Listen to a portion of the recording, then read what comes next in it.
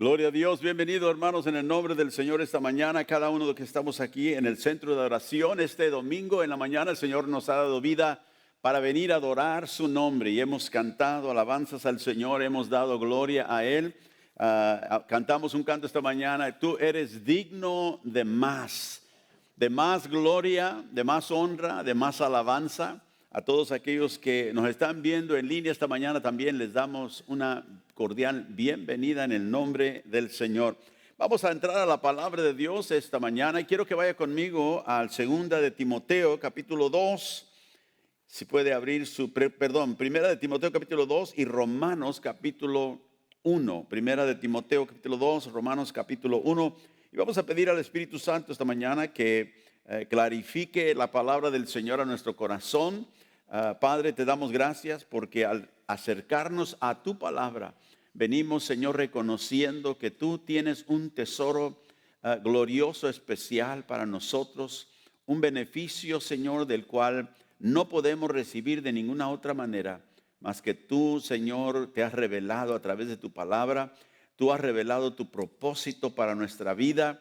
Tú has revelado el propósito por el cual nos trajiste, Señor, al reino de Dios. Te damos gracias esta mañana que el Espíritu Santo, el Maestro de la iglesia, pueda ministrarnos esta mañana y que podamos salir de este lugar, Señor, convencidos de tu palabra, sabiendo, Señor, que tú, que tienes nuestro futuro en tu mano, conoces lo mejor para nosotros, lo que has preparado para cada uno de nosotros, y te confiamos y creemos en ti y te damos gracias por toda la bendición que has traído a nuestra vida hasta hoy y todo lo que traerás en el futuro. Padre, te agradecemos de antemano, te damos gracias por ello. En el nombre de Jesús, bendice a cada persona esta mañana que escucha tu palabra, a cada uno de aquellos que están viendo en línea, aquellos que nos encontramos aquí, Señor, en presencia, en el centro de adoración. Te damos gracias esta mañana.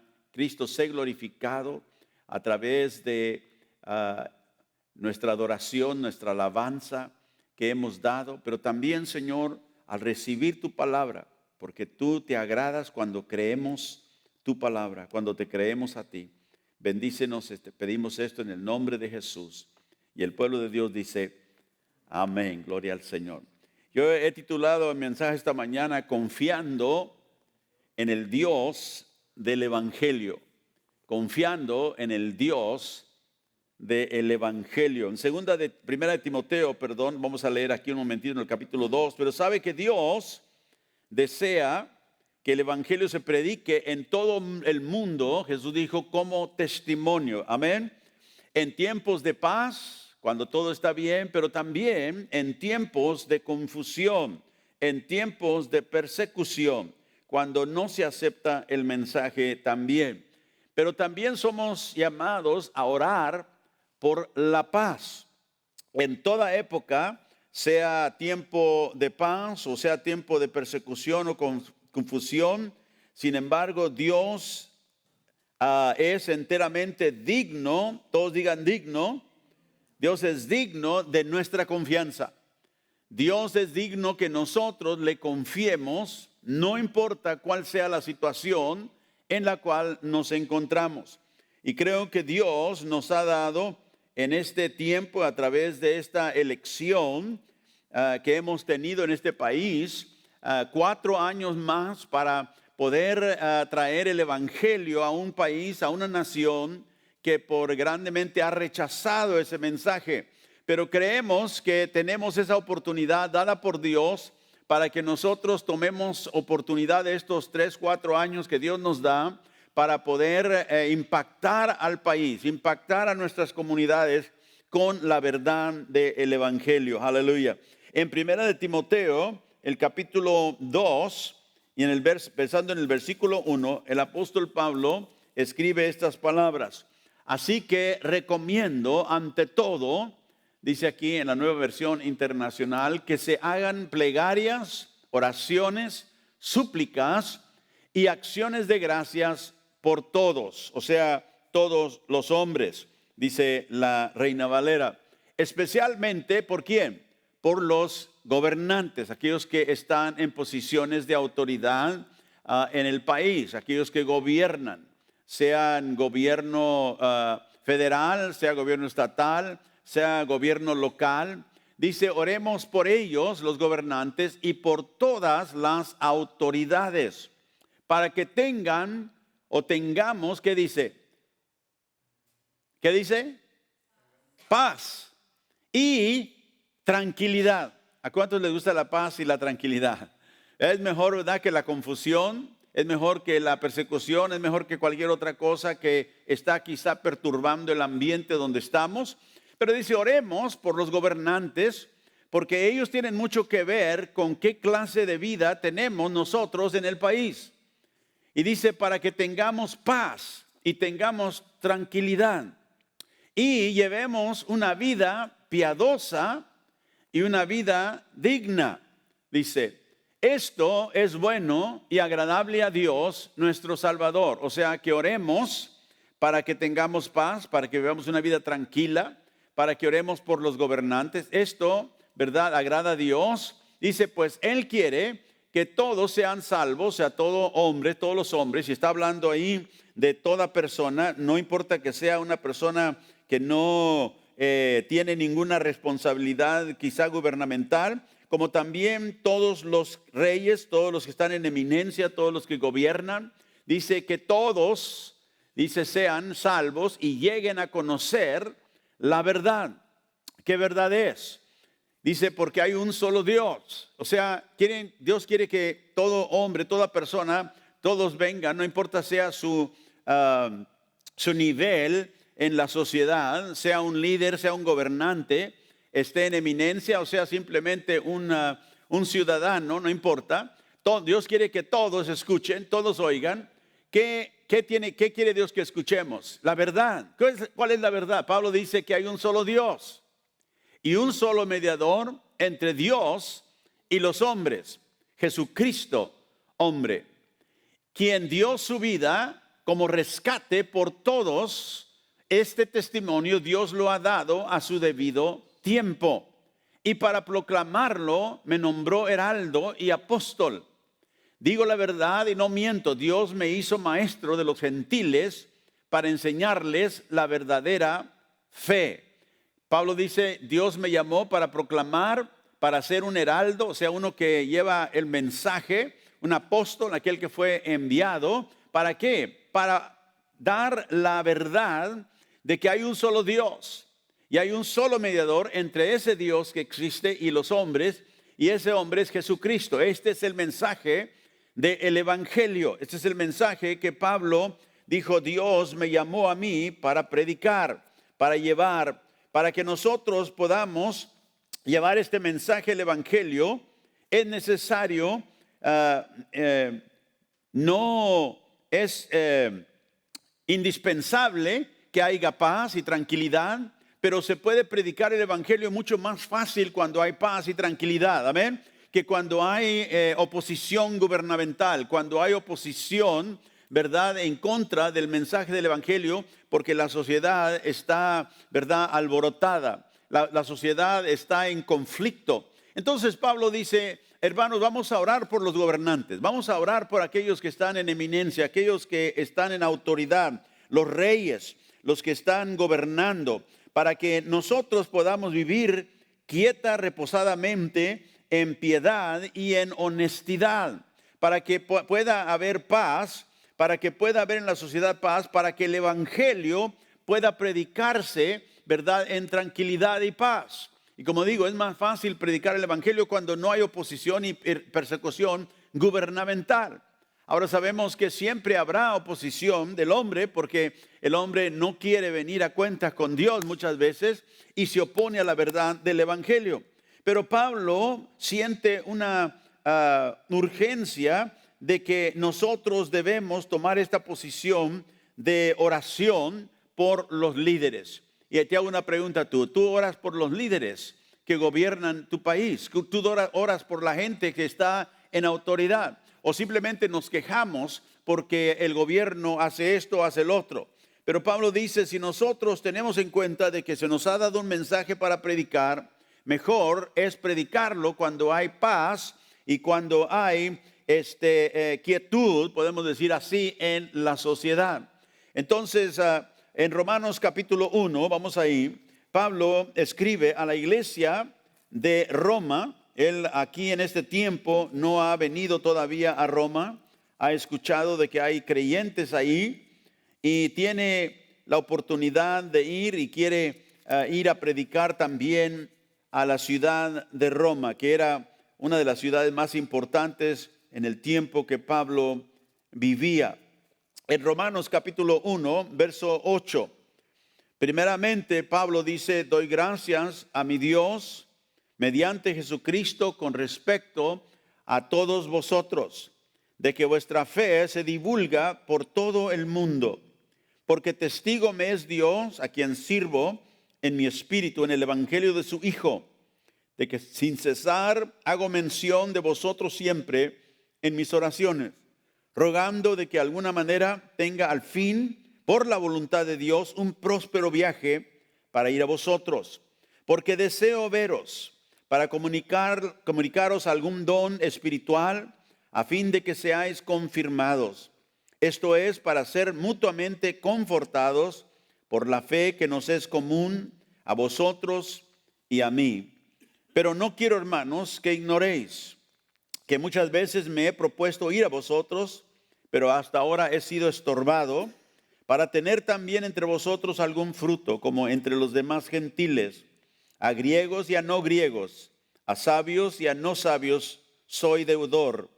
Así que en cuanto a mí, pronto estoy a anunciaros el evangelio también a vosotros que estáis en Roma, porque no me avergüenzo del evangelio, porque es poder de Dios para salvación a todo aquel que cree, al judío primeramente y también al griego. Porque en el evangelio la justicia de Dios se revela por fe y para fe, como está escrito: mas el justo por la fe vivirá. Porque la ira de Dios se revela desde el cielo contra toda impiedad e injusticia de los hombres, que detienen con injusticia la verdad. Aleluya.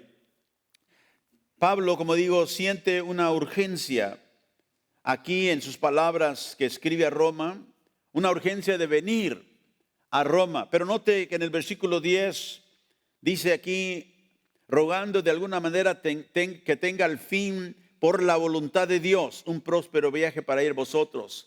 Pablo sabía que él tenía que ser guiado por Dios en todo lo que hacía, y nosotros también debemos siempre confiar de que necesitamos la guía del Señor en todo lo que hacemos. Pablo tenía la oportunidad, el deseo de ir a Roma, pero quiero ir, dijo en el versículo 10, por la voluntad de Dios. ¿Por qué sentía él esta urgencia de ir?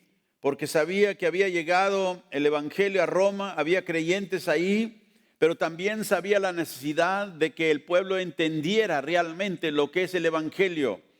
El evangelio hoy también, como en el tiempo de Pablo, está siendo atacado aún en la iglesia.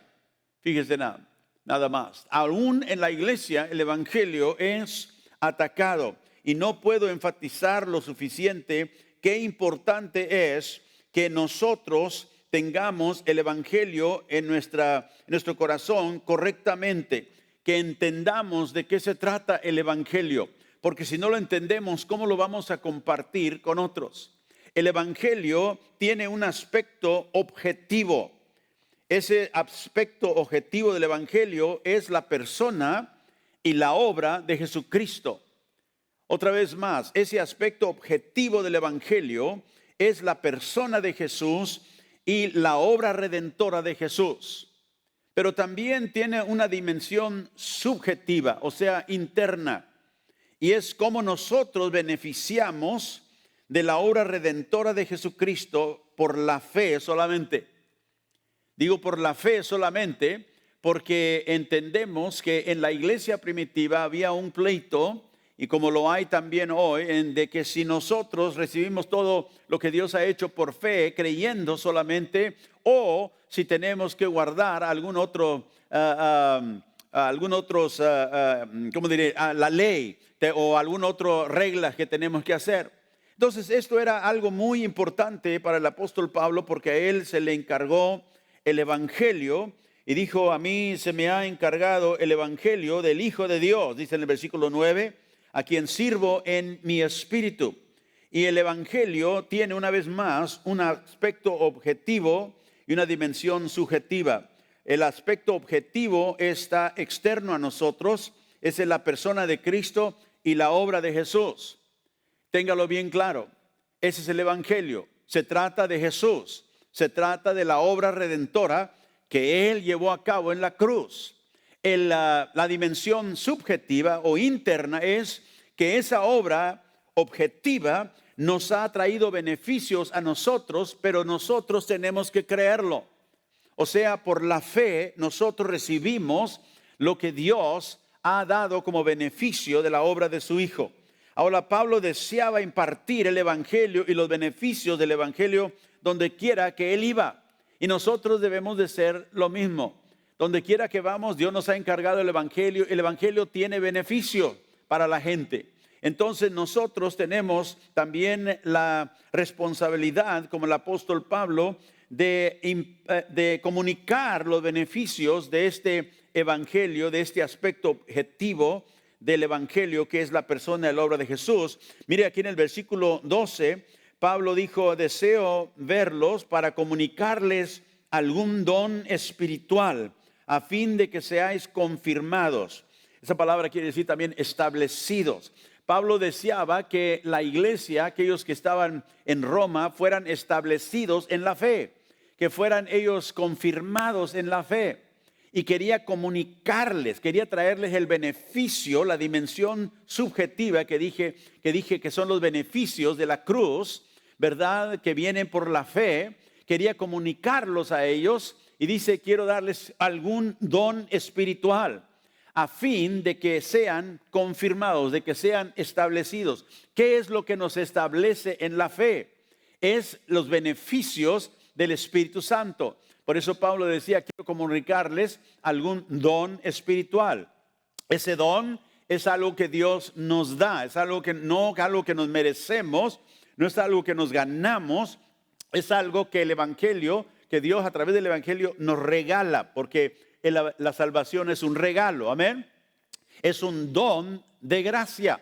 Entonces Pablo, muy importante para nosotros aquí que sepamos que nosotros tenemos la responsabilidad de comunicar los beneficios del evangelio a la gente que está a nuestro alrededor. Y Pablo aquí, preparando su viaje para ir a Roma, dijo: quiero llegar y comunicarles estos dones espirituales de la fe para que sean ustedes establecidos. Sabe que sin los beneficios de la cruz, ninguna persona puede establecerse, ninguna persona puede madurar, ninguna persona puede crecer en la fe. Pero ¿cómo vienen estos beneficios? Esto es muy importante. Ahora, en el verso 12, aquí donde acabamos de leer, en Romanos 1, Pablo dice: esto es para ser mutuamente confortados por la fe que nos es común a vosotros y a mí. Dice: quiero verlos, dice en el verso 11, y quiero venir para comunicarles algún don espiritual, para que seamos mutuamente, ¿qué dice? Confortados por la fe que nos la tenemos en común. O sea, Pablo estaba diciendo: quiero venir para que ustedes reciban ánimo, para que ustedes puedan ser animados, ¿verdad? En la fe, y que mutuamente podamos ser confortados, mutuamente, o sea, hablando de él y de ellos, podamos ser nosotros animados por la fe que tenemos en común.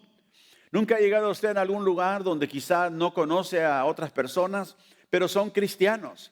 Y de repente empieza a hablar con ellos y empiezan ellos a hablar, a ministrar, y usted se siente confortado, usted se siente animado, porque sabe, aquí hay personas que tienen el mismo espíritu que yo, el Espíritu de Dios.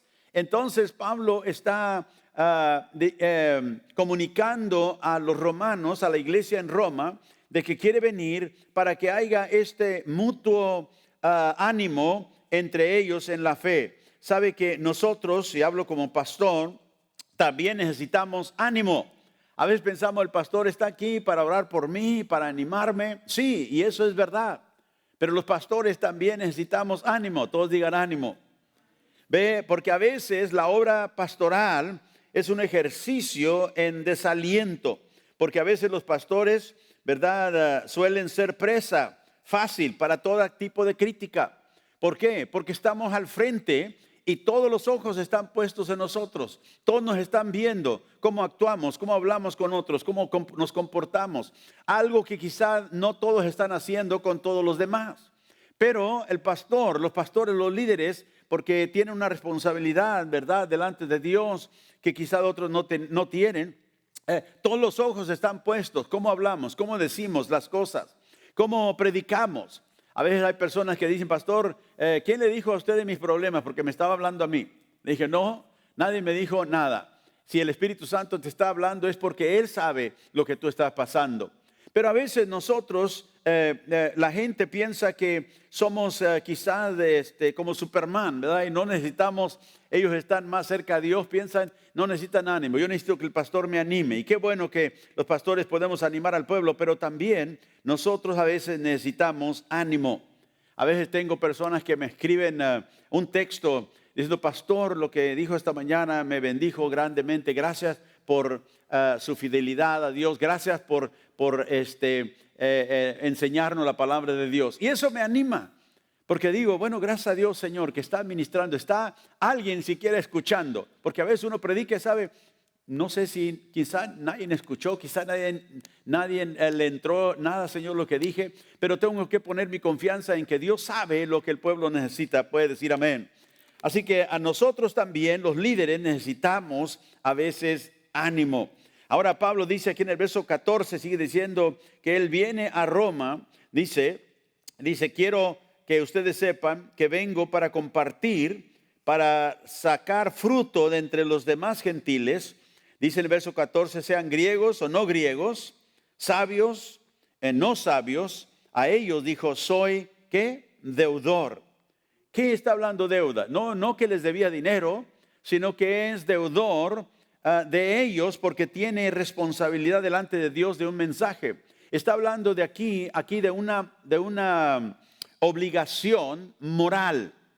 O sea, yo tengo una obligación moral a los griegos y a los no griegos, a los sabios y a los no sabios. Una obligación moral. ¿Tú te ves con obligación a la gente a tu alrededor que no conoce a Cristo? Nos vemos nosotros con una obligación que tenemos, como el apóstol Pablo dice, de sean griegos o no griegos, sean sabios o no sabios, no importa quién sea. Tenemos nosotros ese sentido de obligación moral. ¿Por qué? Porque Dios nos ha encargado la gran comisión. Dios nos ha encargado el evangelio. Cristo dijo que id en mi nombre y predicar y ministrar el evangelio a toda criatura, y todo el que cree será salvo. Entonces nosotros tenemos esa obligación moral, esa deuda a aquellos que no conocen al Señor, y nosotros tenemos que tomar este compromiso seriamente. En muchos como cristianos a veces carecemos de este compromiso y la seriedad que este compromiso requiere, y por eso no nos vemos como deudores. Tenemos una deuda moral, y esa es que la gente que Dios tiene a nuestro alrededor escuchen el mensaje del evangelio. Pero ¿sabe por qué a veces nosotros carecemos de ese compromiso? Y muchas veces carecemos del compromiso, de la deuda, obligación moral que tenemos con otros, porque nos avergonzamos, tenemos vergüenza. Y Pablo dice en el verso 16, porque no me avergüenzo del evangelio.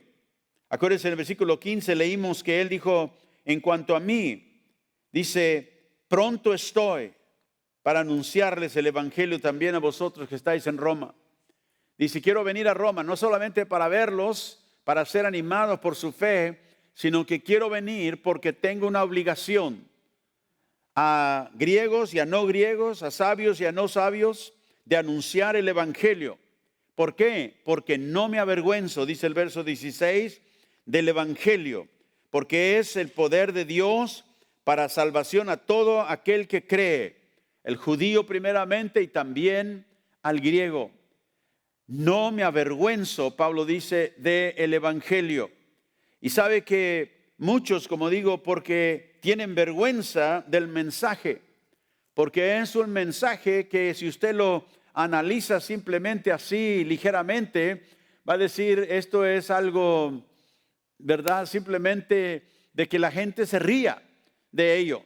Porque, ¿qué es esto de que un hombre hace 2000 años muere en una cruz y eso puede tener para mí algún impacto hoy, viviendo en este siglo? Y lo vemos como el mundo lo ve y quizá como nos ponemos un poco tímidos. Pero Pablo dice, yo quiero venir a anunciarles a ustedes este evangelio que Dios me encargó. Y como dijo en el verso 9, en el cual yo sirvo a Dios en mi espíritu, en el evangelio de su Hijo. No me avergüenzo del evangelio, Pablo dijo. ¿Por qué? Porque es el poder de Dios para salvar a la gente. Y sabe que Jesús nos advirtió en Marcos capítulo 8 y verso 38 acerca de avergonzarnos de Él, porque el que se avergonzare de mí y de mis palabras en esta generación adúltera y pecadora. Note, escuche el advertimiento aquí que el Señor nos da. El que se avergüenza de mí y de mis palabras en esta generación adúltera y pecadora, el Hijo del Hombre se avergonzará también de él cuando venga en la gloria de su Padre con los santos ángeles.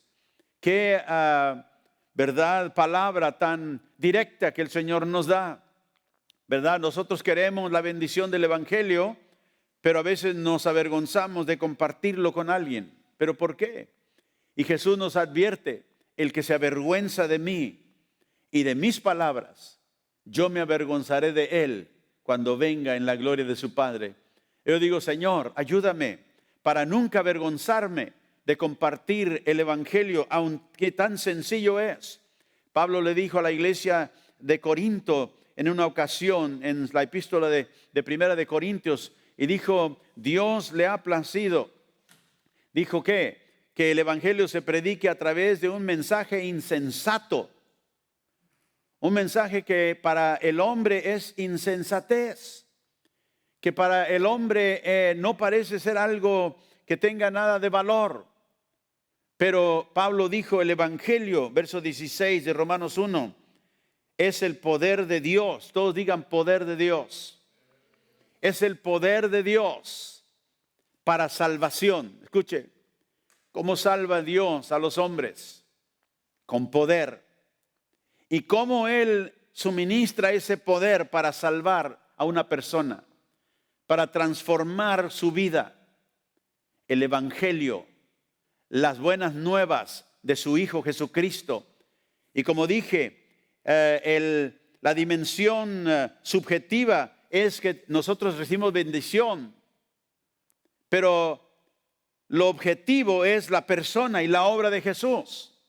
Eso es lo que ha sucedido. Históricamente lo tenemos grabado en la historia. Jesús vino. Jesús fue un hombre real. Jesús fue un personaje real en la historia. Murió en una cruz romana. Pero eso solamente es historia.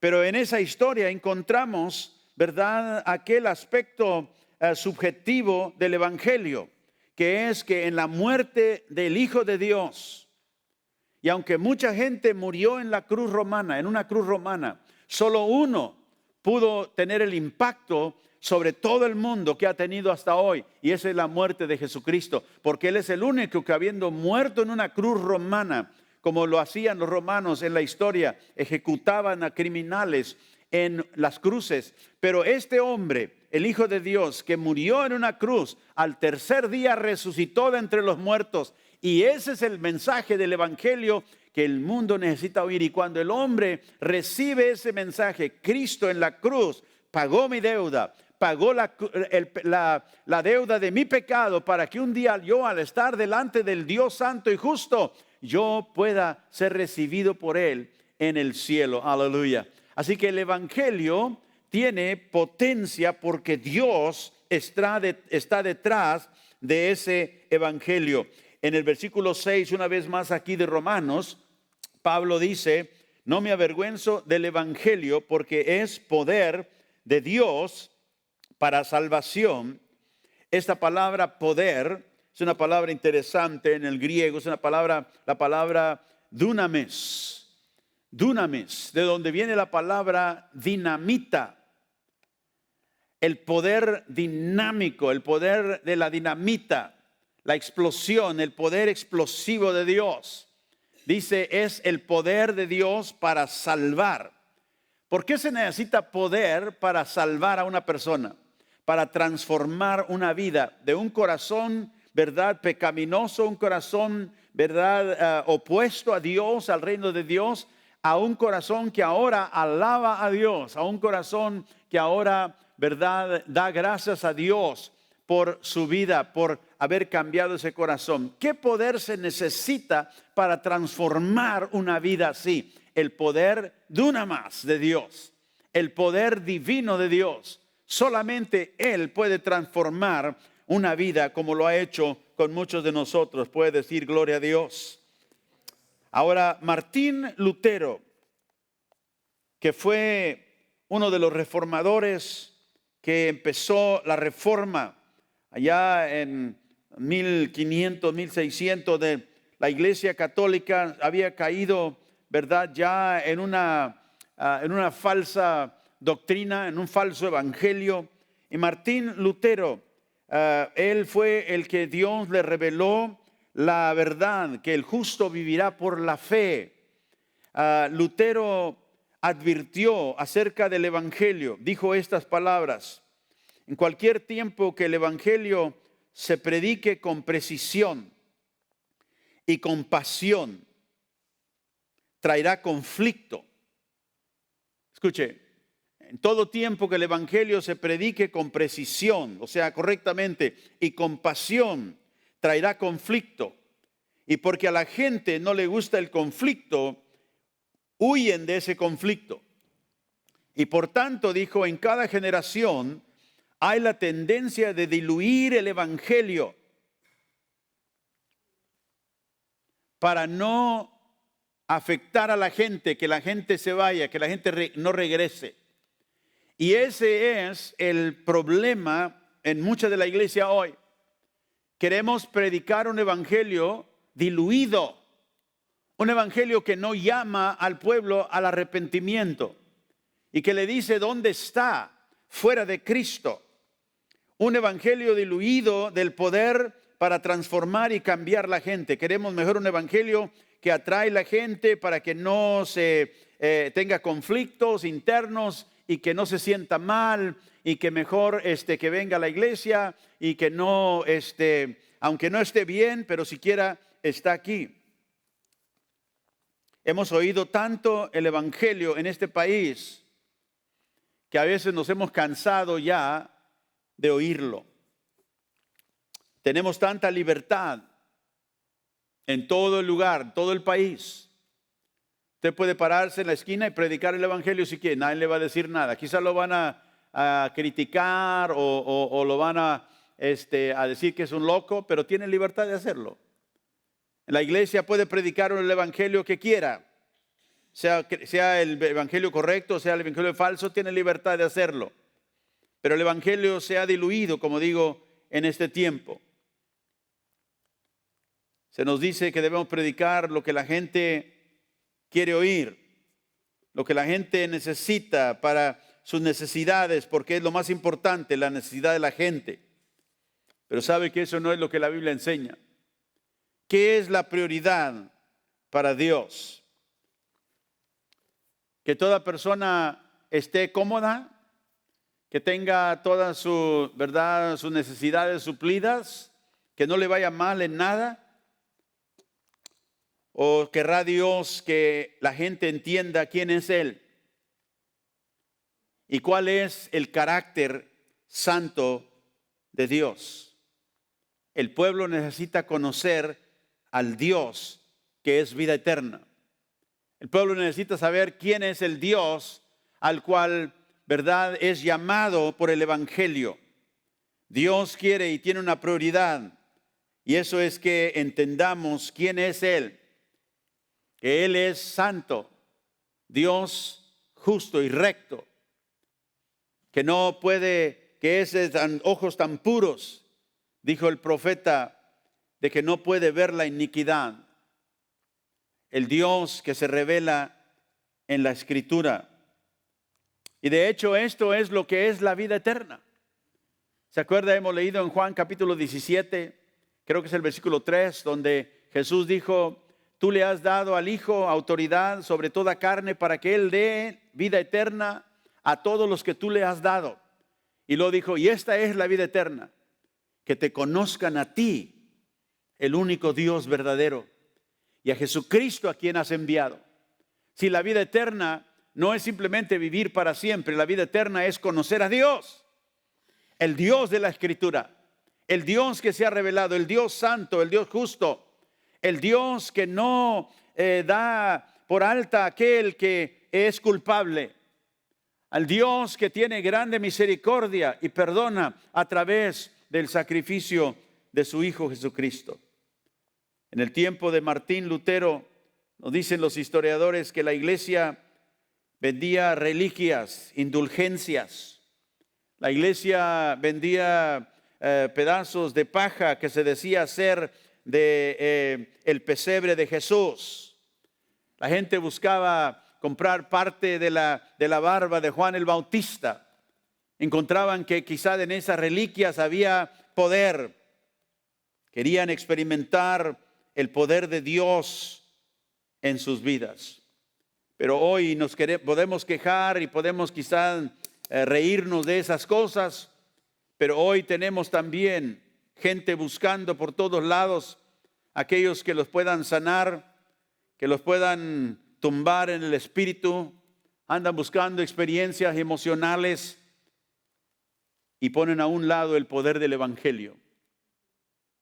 Tenemos lo mismo, aunque la gente buscando otras cosas diferentes. Pero Dios, que es poderoso, ha puesto el poder para transformar la vida, no en reliquias, no en experiencias emocionales, no en búsqueda de lugares donde la gente se emociona simplemente emocionalmente. El Dios de poder ha investido su poder en el Evangelio. Por eso Pablo decía, no me avergüenzo del Evangelio, quiero venir a predicarles el Evangelio. Note que Pablo dijo, quiero venir a Roma para verlos, pero también quiero venir para hacer milagros y a ver qué más hago ahí. No, dijo, vengo para anunciarles el mensaje del Evangelio. Sí, el mensaje del Evangelio trae milagros, Dios hace obras, pero no somos nosotros los que lo animamos para que algo suceda, como hoy en día muchas veces se hace. No, hermano. El poder de Dios reside en el mensaje simple de que Cristo murió por pecadores para traerlos ¿a qué? A Dios, para que pudiéramos estar en una relación correcta con el Dios que es santo y poderoso.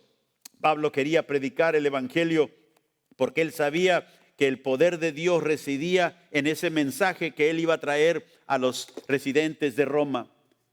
El Evangelio no se trata de la popularidad del predicador.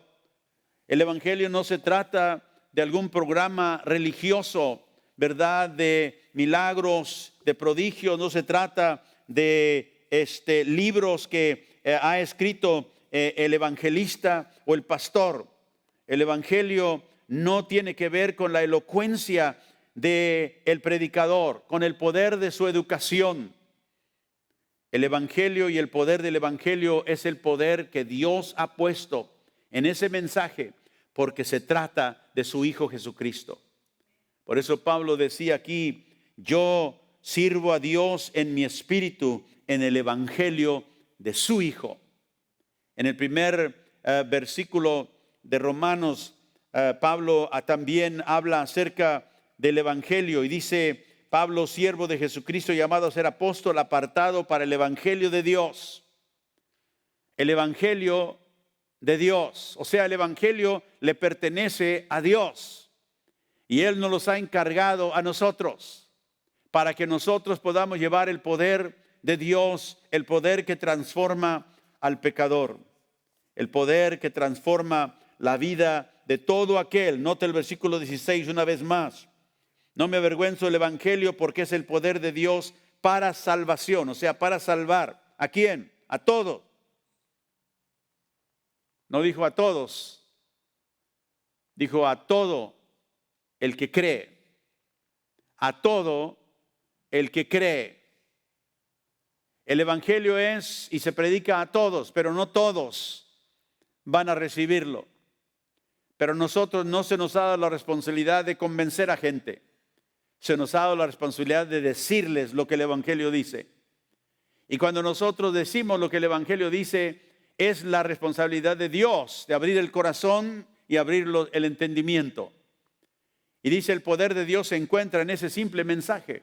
Cristo murió por tus pecados para que tú pudieras ser salvo y no tener que enfrentarte al Dios Santo que un día te va a juzgar por esos pecados. Y si no has recibido al Salvador, no te irá bien. Te da una condenación eterna. A veces, como digo, tenemos miedo de decirle a la gente eso porque se va a ofender. Si yo le digo que sin Cristo se va a ir al infierno, se va a enojar. Sí, quizás se va a enojar. Pero Dios te ha llamado a ti a una fidelidad de compartir el mensaje porque tú no sabes lo que Dios puede hacer en esa persona, aunque se enoje. Yo me acuerdo cuando antes de venir al Señor me hablaban de Cristo, a mí no me sentía mal, me molestaba. Y aunque nací en un hogar cristiano, yo no era cristiano. Quería vivir mi propia vida como yo quería. Y cuando me hablaban del Evangelio, me molestaba. ¿Y cuántos podemos decir amén a eso? Nos salíamos, evitábamos la persona que nos iba a hablar. ¿Por qué? Porque nuestro corazón no estaba bien delante de Dios. No queríamos oír de un Dios que nos iba a llamar a cuenta por la manera en que vivíamos nuestra vida. Mateo capítulo 5, vamos a Romanos aquí en el capítulo 1 y luego vamos a ir a Mateo 5. Aquí en el capítulo 1, el verso 17. Porque en el Evangelio, Pablo dijo, acaba de decir, no me avergüenzo del Evangelio, es el poder que Dios usa para salvar a todo el que cree. Porque en el Evangelio la justicia de Dios se revela por la fe y para fe. Como está escrito, mas el justo por la fe vivirá. Verá, el poder de Dios del Evangelio que transforma la vida de personas. ¿Y por qué necesita la persona una transformación? No sea usted puesto a pensar eso. ¿Por qué es que nosotros necesitamos el Evangelio? ¿Por qué necesitamos nosotros la transformación que el Evangelio nos trae? Bueno, ¿qué es lo que necesitamos? Nota el versículo 18. Dice, la ira de Dios se revela desde el cielo. ¿Qué se revela? La ira de Dios. Note que acabamos de leer en el verso 17 que la justicia de Dios se revela en el Evangelio. Pero desde el cielo se revela la ira de Dios. ¿Contra qué? Toda impiedad, toda injusticia de los hombres que detienen con injusticia, o sea, con su injusticia, la verdad. O sea que el hombre está en una condición, por ser pecador, donde no vive conforme la verdad de Dios, porque es injusto, porque es pecador, porque es impío. Y esa impiedad y esa injusticia lo hace vivir de tal manera que él detiene o suprime la verdad. Sé lo que es la verdad, pero no la quiero oír. No quiero oír que soy pecador, no quiero oír que estoy mal con Dios, no quiero oír que por mi pecado me voy a ir al infierno, no quiero oír y vivo de tal manera que suprimo o detengo con injusticia, con mi impiedad, la verdad. Y Pablo dice aquí, la ira de Dios se revela desde el cielo contra toda injusticia y toda impiedad de los hombres. O sea, todo hombre ha pecado, Todo hombre está bajo esa condición de impiedad e injusticia y no puede entrar al cielo, a la presencia de Dios por su impiedad. Y lo que el hombre necesita es ser liberado de esa injusticia. Lo que necesitamos es ser liberados de nuestra impiedad, porque la ira de Dios está en contra de nosotros. Mire, déjeme ir a Juan capítulo, no tenemos esta aquí, pero usted tiene su Biblia abierta en Juan capítulo 3.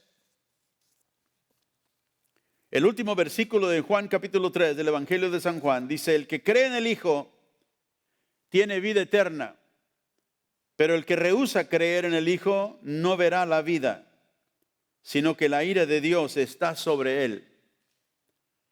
Note que no dice la ira de Dios estará sobre él. Dice la ira de Dios está sobre él. El que se muere rehusando al Hijo de Dios, esa ira que ya está sobre él, porque es hijo de ira. Éramos hijos de ira, Pablo dice, antes de venir a Cristo. Y dice entonces Pablo aquí en el versículo 18, que la ira de Dios se revela desde el cielo contra toda impiedad, contra toda injusticia. Si tú te mueres en tu impiedad, si tú te mueres en tu injusticia, si tú te mueres como Cristo le dijo a los líderes religiosos, si se mueren en sus pecados, si no crees en Él y te mueres en tu pecado, te irás al infierno porque la ira de Dios está sobre ti. Ahora eso es una mirada, una vista diferente del hombre que el mundo tiene. El mundo se considera, no somos tan malos. Y por eso urge el Evangelio. Porque tu vecino, tu pariente, no importa quién sea, que no conoce a Cristo, está apeligrando la eternidad sin Dios, apartado de Dios para siempre. Y tú y yo necesitamos entender esta verdad. Y por eso dije, el Evangelio tiene un aspecto objetivo, la obra redentora de Jesús, la persona de Jesús, pero también tiene un beneficio interno. Y eso es el beneficio de esa obra y de esa cruz que viene a través del Evangelio. ¿Qué necesita el hombre? Necesita ser liberado de su injusticia, necesita liberado de su impiedad para poder entrar al cielo. Y regresamos una vez más a Romanos 1 y el verso 17, donde dice: porque en el Evangelio la justicia de Dios se revela por fe y para fe. Ahora véalo conmigo. En el Evangelio, Pablo dijo, la justicia de Dios se revela. O sea, se da a conocer por fe y para fe. Como está escrito, el justo por la fe vivirá. ¿Qué está diciendo Pablo aquí? En el Evangelio se revela o se manifiesta la justicia de Dios. Ahora, ¿qué nos está hablando de la justicia que Dios tiene en sí? Sabemos que Dios es justo. Está hablando de la justicia que Dios da a los que no la tienen. Porque acuérdense, ¿qué dice el verso 18? Que la ira de Dios se revela contra todos los hombres que viven en su injusticia. Y esa injusticia ellos tienen que ser liberados de ella. Entonces, ¿cómo vamos a ser liberados de la injusticia que por nuestro pecado reside en nosotros? Necesitamos que Dios nos dé una justicia que no tenemos, pero es una justicia que Él da. Y en el Evangelio Dios revela que Él tiene una justicia para darnos. En el Evangelio se revela la justicia de Dios, dice el verso 17, para fe o por fe y para fe. Y esto afecta la manera en que nosotros ahora vamos a vivir. Porque dice ahora el que es justo o ha sido justificado por esa justicia que el Evangelio revela, vivirá. ¿Cómo vive? Por fe. Por la fe vivimos. Por eso la vida cristiana es una vida de fe. Hay muchas cosas que Dios nos ha prometido que todavía no vemos, pero le creemos a Él. El Evangelio transforma la vida porque nos cambia de personas que queremos ver todo y queremos sentir todo y queremos a unas personas que ahora creemos lo que Dios nos dice en su Evangelio, en su palabra, y hemos puesto nuestra confianza en el Dios que nunca miente, en el Dios que siempre guarda sus promesas. Y por eso Pablo aquí nos dice, en el Evangelio se revela la justicia por fe y para fe. Porque está escrito, note lo que dice, y lo alinea con esta escritura del Antiguo Testamento del profeta Habacuc. El justo por la fe vivirá. El justo vive, tiene vida por la fe que pone en Dios, pero también vive su vida por la fe. Es una persona de fe. Es una persona que ha dejado atrás su impiedad y su injusticia, porque ahora el Evangelio le ha revelado que hay una justicia que él puede recibir y por la cual puede vivir.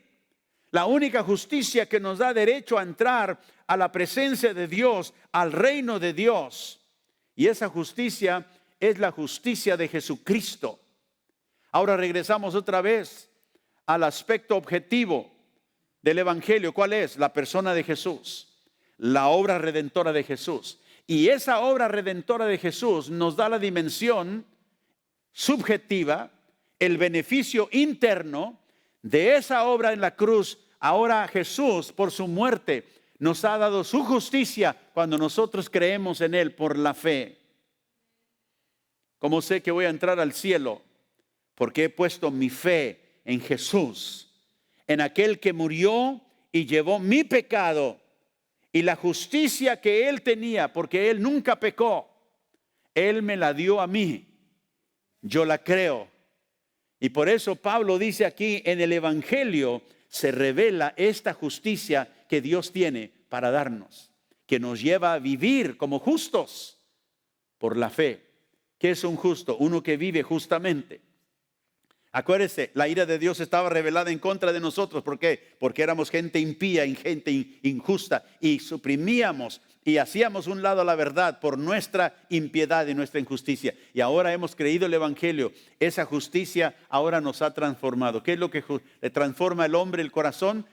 Es la justicia que Dios le da. Es el perdón del pecado. Es aquel reconocimiento de que era pecador, injusto y impío. Y ahora el Señor me ha transformado y cambiado.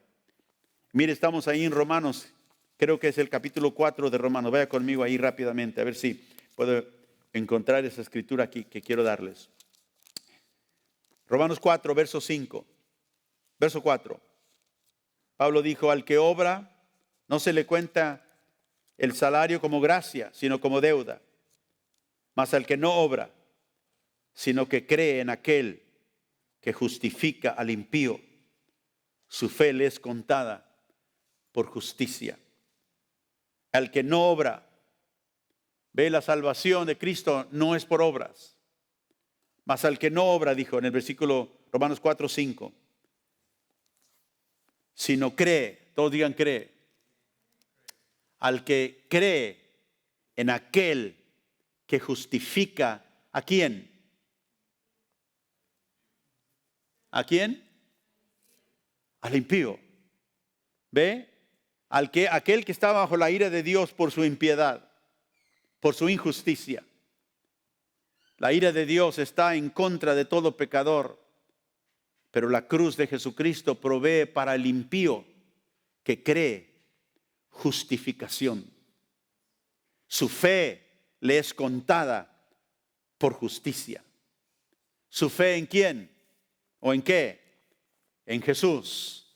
Su fe en la obra redentora de aquel que el Evangelio revela como el sacrificio único que Dios acepta para el perdón de pecados. Por eso nosotros, en nuestra impiedad, aleluya, venimos a Cristo. Y como impíos, cuando creemos en Él, dice Dios justifica al impío. El impío no tiene primero que arreglarse y ser un poquito mejorcito.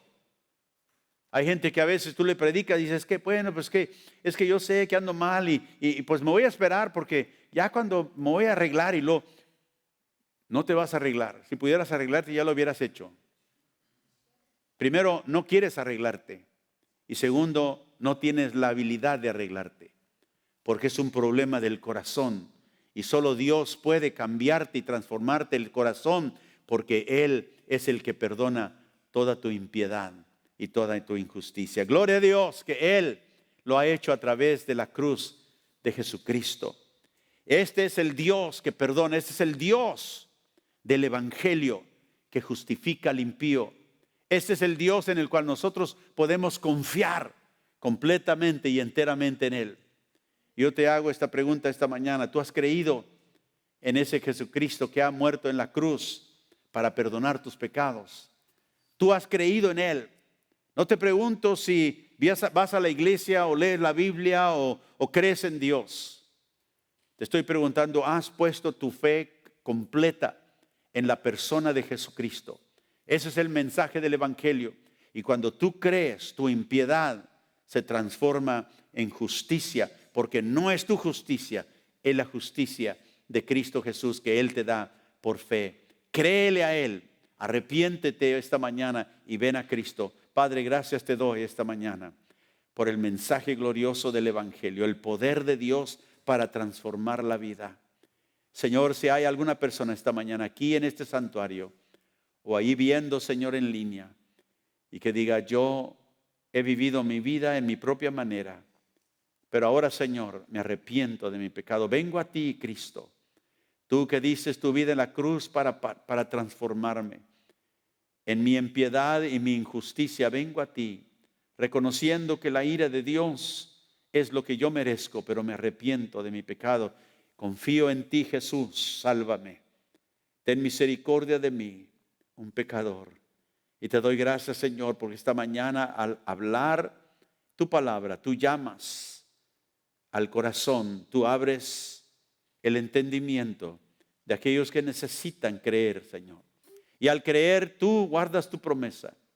Y todo aquel que pone su fe en ti, tú dijiste, Señor, tiene vida eterna. Y te doy gracias esta mañana por el mensaje sencillo y simple.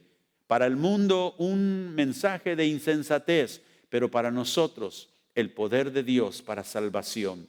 Ayúdanos para tomar tu palabra seriamente y creerte, Señor. Y nos dijiste y nos advertiste de que el que avergüenza de ti, tú te avergonzarás de él. Ayúdanos, Señor, para no avergonzarnos del poder del Evangelio. Tú usas para salvar y transformar vidas. Ahora, Señor, llévanos al ir de este lugar. Danos, Señor, la oportunidad de compartir con aquellos que están a nuestro alrededor. Te pido esto en el nombre de Jesús. Amén.